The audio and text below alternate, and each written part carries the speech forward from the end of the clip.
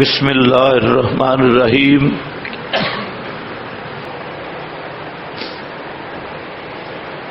بئس ما،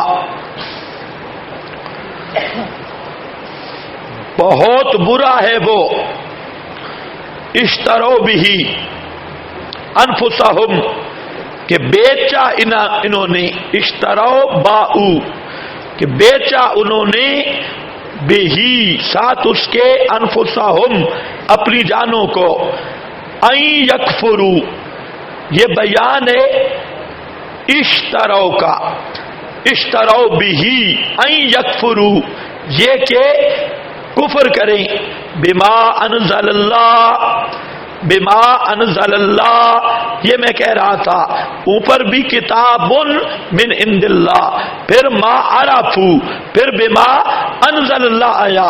اگر نبی کریم علیہ السلام مراد ہوتے تو بما انزل اللہ کی جگہ پہ کیا تھا؟ بما ارسل اللہ، بما ارسل اللہ، بما انزل اللہ، بغیًا، یہ مفعول لہو ہے، علت بیان کرنے کے لیے، کفر کیوں کیا، انکار کیوں کیا، بغیًا، بوجہ بغض کے، بغاوت کے، ضد کے، ان ینزلا، یہ کہ اتارے اللہ پاک اپنے فضل سے، علی من یشاء من فضلہ سے مراد نبوت اور وہی ہے کہ انہیں یہ بغض تھا کہ بنی اسرائیل سے نبوت بنی اسماعیل میں کیوں منتقل ہو گئی، نبوت ہمارے نسب میں تھی، تو یہ قومی تعصب تھا کہ نبوت جو تھی وہ چپ تھی، کس میں تھی؟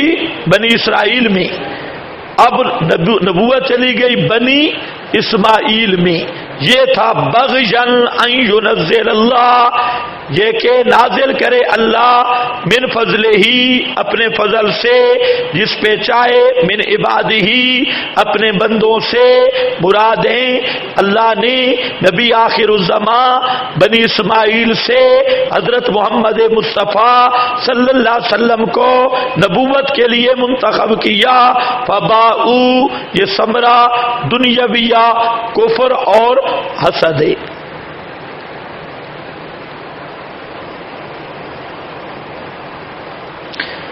یہودیوں پر بار بار لعنت کا تذکرہ ہے، اللہ نے لعنت کی، لعنت کی، لعنت کی، ویلن ویلن۔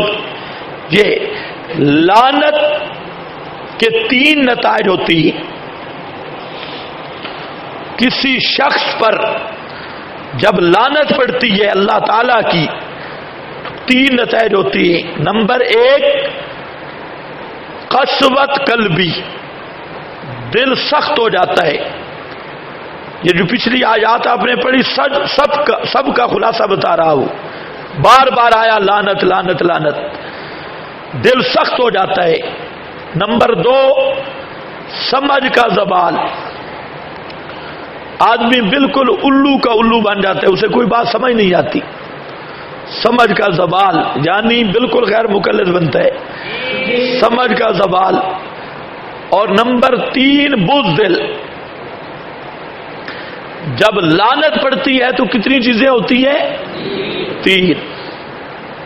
دیکھ لینا، جس آدمی پہ خدا کی لعنت ہو، تینوں چیزیں، ایک تو وہ سخت دل بن جائے گا، اس کا دل سخت ہوگا، دوسرا اوپر والی منزل بالکل خالی، نرا الو کا الو، آپ اگر اسے گفتگو کریں گے کوئی چیز اسے سمجھ نہیں ہے، لوٹے کا لوٹا، اور ککھ نہیں سمجھ پتا۔ اور تیسرا کیا ہے؟ بزدل، بلی، بزدل، اتنا بزدل ہوگا، کوئی تھوڑی سی بات ہوگی ٹانگیں کانپ رہی ہیں، وجود کانپ رہا ہے، لگتا ہے کہ پورا زلزلہ آ گیا ہے، تو وبریشن لگ جاتی ہے، تھوڑا سا مسئلہ آئے وبریشن لگی، تو یہ کیا ہے؟ بزدلی۔ اور توحید اور اللہ کی جب رحمت ہوتی ہے تو اس وقت آدمی کا دل نرم ہوتا ہے، اور فہم و فراست، فقہ، سمجھ ہوتی ہے. اتقوا فراست المومن، وہ صحیح صحب و فہم فراست بنتا ہے، اور جو جس پہ خدا کی رحمت ہو وہ آدمی بہادر اور دلیر ہوتا ہے، وہ بزدل نہیں ہوتا. تو یہ جو اچھا چلو تبصرہ نہیں کرتا کیونکہ خطیب ناراض نہ ہو جائے.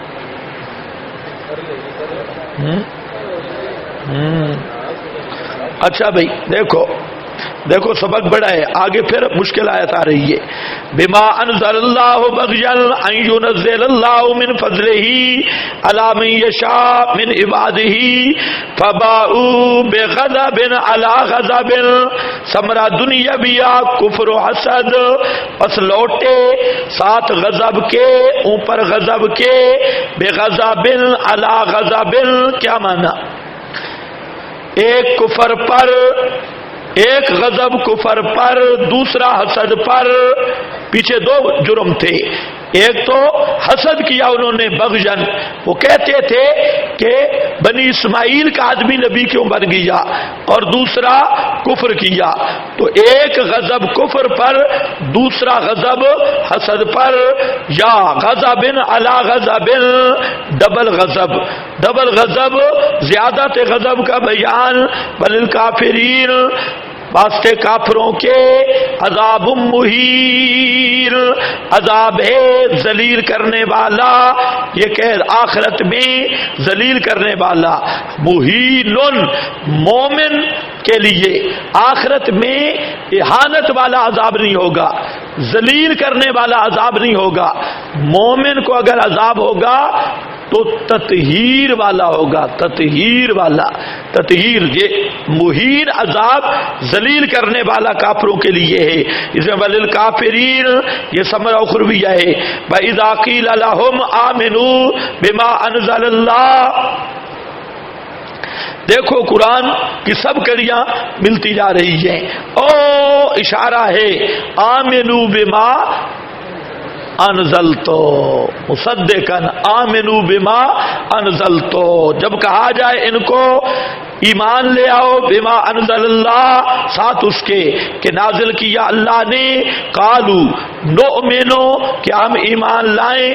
قالو نؤمنو، ہم ایمان رکھیں گے. بما، صرف اس کے ساتھ. انزل علینا، جو نازل کیا گیا ہم پر بواسطہ موسیٰ. ویکفرون، اور انکار کرتے ہیں بما براءہ، اس کے علاوہ کا. وہو الحق کو، حالانکہ اس کے علاوہ کا وہ بھی کیا ہے؟ حق ہے. مصدقا لما معہم، تصدیق کرنے والا ہے معہم. تو ماننا چاہیے تھا. دو وجہ بیان کی کہ ما براءہ سے مراد ہے قرآن. وہ قرآن کو نہیں مانتے اور کہتے ہیں کہ جو موسیٰ پہ آیا اسی کو مانیں گے. حالانکہ هو الحق کو، وہ قرآن بھی حق تھا. اور الحق احق ان یتبع، حق کا حق یہ ہے کہ اس کی پیروی کی جائے. اور نمبر دو مصدقاً، قرآن مصدق ہے، تورات مصدق ہے. اگر مصدق کا انکار ہوگا تو مصدق کا بھی انکار ہو جائے گا. اس لیے قرآن جب مصدق ہے تو بحیثیت مصدق کے، مصدق کو مانتے ہو تو مصدق کو بھی ماننا چاہیے. لما معہم قل فلم تقتلون انبیاء اللہ. یہود نے کہا کہ نؤمن بما انزل علینا، ہم صرف تورات مانیں گے جو ہماری طرف نازل ہوا، ہم قرآن نہیں مانیں گے یا اور کوئی کتاب نہیں مانیں گے. اللہ نے اس کے دو جواب دیے. ایک تحقیقی جواب. تحقیقی جواب یہ ہے کہ قرآن کریم کو ماننا چاہیے. کیوں؟ کہ قرآن حق ہے اور حق کا حق یہ ہے کہ اس کو مانا جائے. ایک. نمبر دو، قرآن کیا ہے؟ مصدق ہے. تورات انجیل کیا ہے؟ مصدق ہے. تو جب مصدق کا انکار کریں گے تو مصدق بھی باطل ہو جائے گا. کل میں نے تصدیق کی صورتیں بتا دی ہیں، تو وہ تورات ہی اس کی تصدیق ختم ہو جائے گی. یہ تحقیقی جواب ہے. اب چند الزامی جواب ہے.